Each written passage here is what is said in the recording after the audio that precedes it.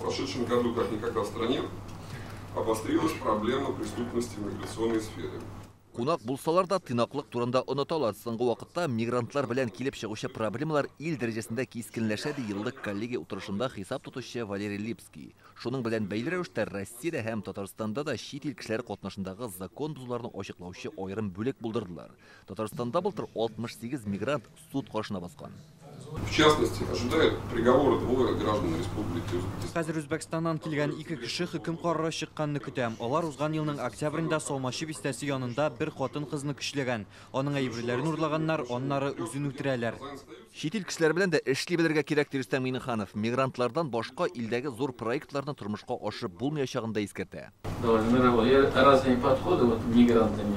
Ну как мы без мигрантов, как мы будем решать эти задачи? Сегодня наша страна нуждается в мигрантах.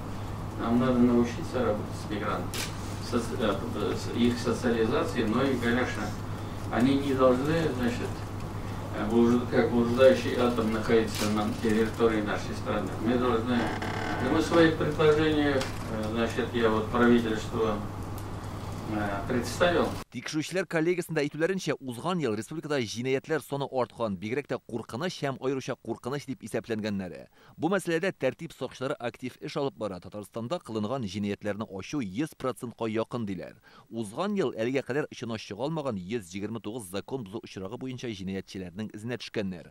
Алар арасында киң җәмәгатьчелектә шау-шу уятканнары да бар. Оглашен приговор заместителю министра МЧС Республики Степущенко.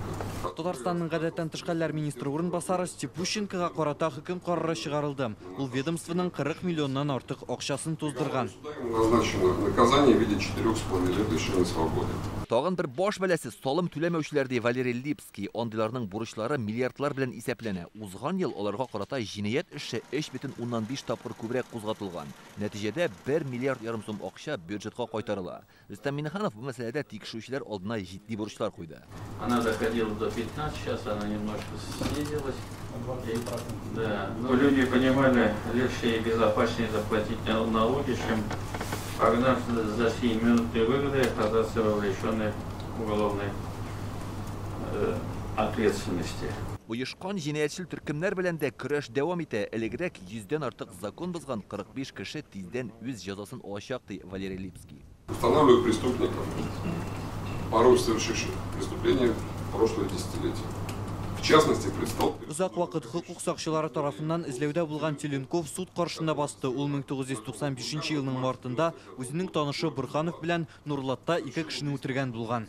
Балаларга кул күтәрү очраклары да тикшерүчеләр контролендә. Узган ел 500дән артык сабый зыян күргән. Мисаллар котычкыч.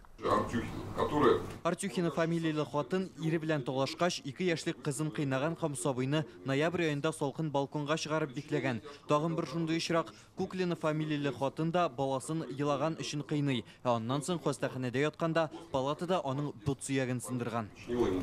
Коллегиядә Татарстан тикшерүчеләренең хезмәте уңай бәяләнде. Хукук сагында туручылар активрак эшли башлаган. Беренчел тикшерү сыйфатлы башкарыла диелде. Судка җибәрелгән эшләр дә прокурор һәм мәхкәмә тарафыннан сирәгрәк кайтарыла башлаган. Хезмәтегез өчен рәхмәт, уңышлар сезгә. Берегите себя, үзегезне саклагыз. Спасибо большое. Бүген алдынгы хезмәткәрләр дәүләт бүләкләренә ия булды. Рөстәм Миңнеханов коллегиядә быел республикада җитди вакыйгалар булачагын да искәртте. Бу сайлаулар БРИКС саммиты киләчәк уеннары. Шуңа тикшерүчеләрдән аеруча уяулык сорала. Илдар Сафиуллин, Алмаз Зетдинов, Яңа гасыр каналы.